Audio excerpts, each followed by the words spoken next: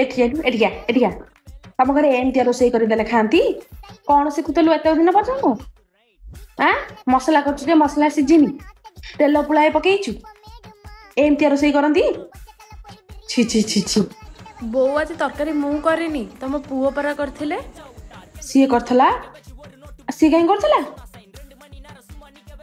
ତରକାରୀଟା ଭଲ ହେଇଥିଲା ଯେ ଚଳିବ, ଏତେ ବି ଖରାପ ହେଇନଥିଲା। ତେଲଟା ଖାଲି ଟିକେ ଅଧିକ ହେଇଯାଇଥିଲା ଆଉ, ନହେଲେ ମସଲା ଚଳିବ। ବେଶୀ ସିଝେଇ ଦେଲେ ବି ମସଲା ସିଝାଳିଆ ଲାଗିବ, ମତେ ଭଲ ଲାଗେନି। ଅପା ଆଉ ସେ ବା ମିଶିକି କରିଥିଲେ। ଅପା କରିଥିଲେ? ଆଲୋ ସେ କାଲି ଆଇଛି, ତୁ ତାକୁ କେମିତି କାମ ବତଉଥିଲୁ? କହିଲେ କରିବାକୁ? ନାଇଁ ତେଲ ପକେଇବା ଖାଦ୍ୟ ମୁଁ ଆଗରୁ ଖାଉଥିଲି, ମାନେ ତେଲ ବେଶୀ ପକେଇଲେ କଣ କହିଲୁ ହୋଟେଲ ଷ୍ଟାଇଲର ଖାଇବା ଭଳିଆ ଲାଗିବ। ମୁଁ ଖାଏ ଯେ ଏବେ ଆଉ ସେରା ଖାଉନି, ବୁଢୀ ଲୋକ ହେଲେ ନା ସେଗୁରା ମୁଁ ଖାଉନି। ତୁ ସେଟା ଦେଖିବା କଥା ନା। ତରକାରୀ ଭଲ ଲାଗୁଥିଲା, ମୋ ପୁଅ ଝିଅ କରିଛନ୍ତି, କେହି ତାଙ୍କୁ ବାରି ପାରିବେନି। ସେମାନେ ରୋଷେଇ କରିଦେବେ ନା, ପାଟିକୁ ଛାଡିବନି। ଆମ ସାହି ପଡିଶା ଲୋକଙ୍କୁ ଯେତେବେଳେ ତାଟିଆ ଦିଏ ସମସ୍ତେ କହନ୍ତି ଟିକେ ଭଲ ଲାଗୁଛି। ତୁ କରିଥିଲୁ ଟି?